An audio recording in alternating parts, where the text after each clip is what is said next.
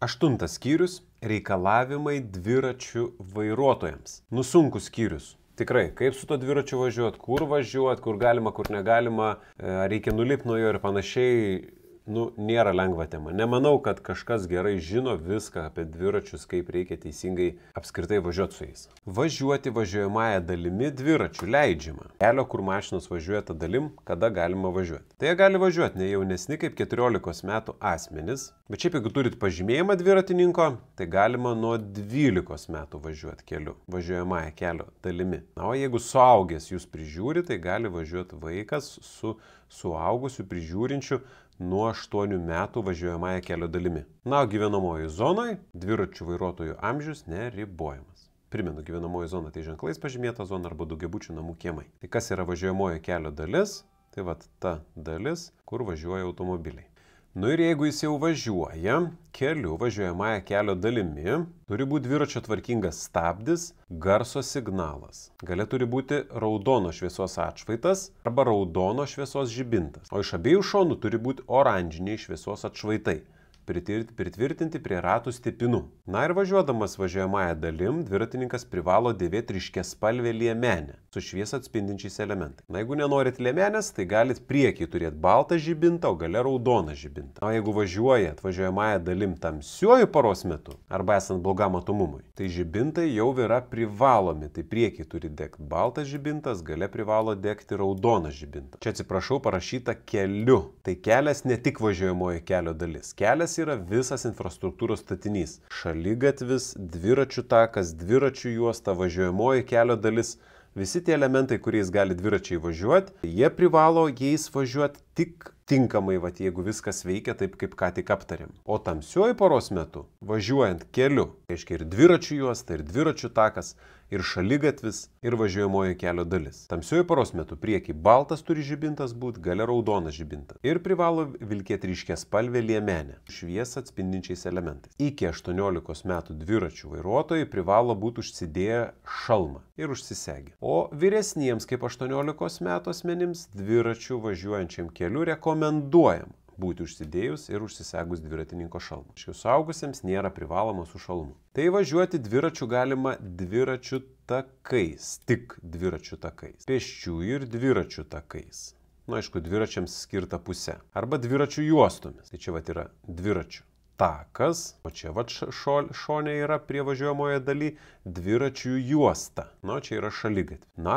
Kur jų nėra, galima važiuoti tam tinkamu kelkraščiu. O kai tų variantų nėra, tai tada galima važiuoti šaligatviu, ten kur skirta žmonėm eiti, arba vieną eilę važiuojamosios dalies kraštinė daliniai su juosta arčiau dešiniojo krašto, arba važiuojamąją dalimi. Tai jeigu nėra kito varianto, tai tik tada galima važiuoti šaligatviu arba važiuojamąją kelio dalimi. Tai čia galite važiuoti dviračių juostą, o čia galite važiuoti tik dviračių juostą, nes ten jį yra. Galima važiuoti kelkraščiu.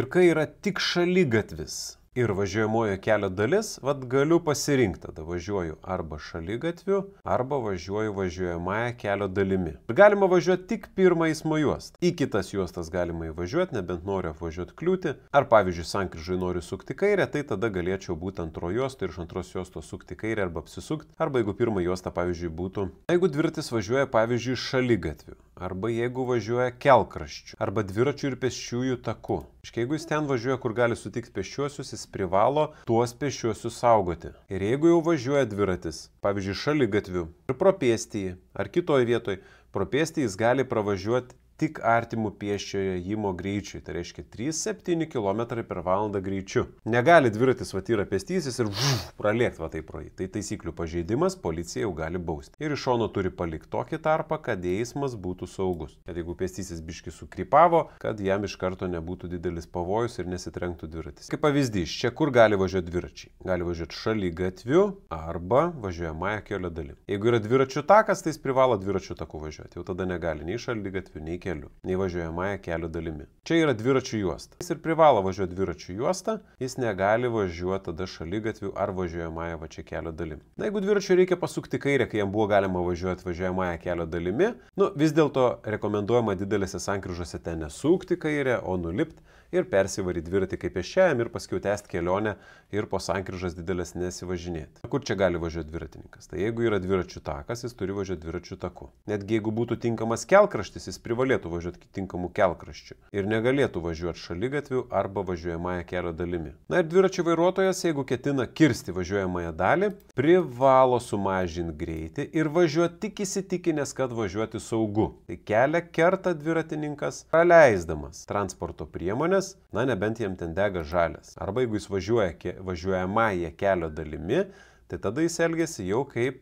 transporto priemonės. Taigi, jeigu eismas nereguliuojamas, nėra pirmumo ženklų, visais atvejais dviratininkas privalo praleisti transporto priemonės. Na, išskyrus tos atvejus, kai kerta išvažiavimus iš uždarų teritorijų. Tai kaip pavyzdėlis, šie dviratininkas, jeigu važiuoja šaligatviu, tai yra įvažiavimai iš uždarų teritorijų, tai vat, įvažiuodami transportos priemonės automobiliai privalo praleisti va čia važiuojančius dviratininkus. Ir kalbėjom, būna tik tai sankryža arba įvažiavimas, išvažiavimas iš uždaros teritorijų. Tai kai kerta tuos išvažiavimus iš uždarų teritorijų, tai tada turi jau automobiliai praleisti išvažiuojantis įvažiuojantis. Jeigu bus sankryža, tai ten privalės praleisti jau dviratininkas, judančias transporto priemonę. Na tai jeigu yra pėsčiųjų takas ir dviračių takas atskirti, tai dviračiai turi važiuoti savo dalim kuo dešiniau. Jeigu būtų bendras, tai vis tiek tada kuo dešiniau dviračiai turėtų važiuoti ir pėstieji eiti. Na dabar dėl šviesaforų paisymo dviratininkams, tai dviratininkai turi vadovautis bendraisiais šviesaforais, nebent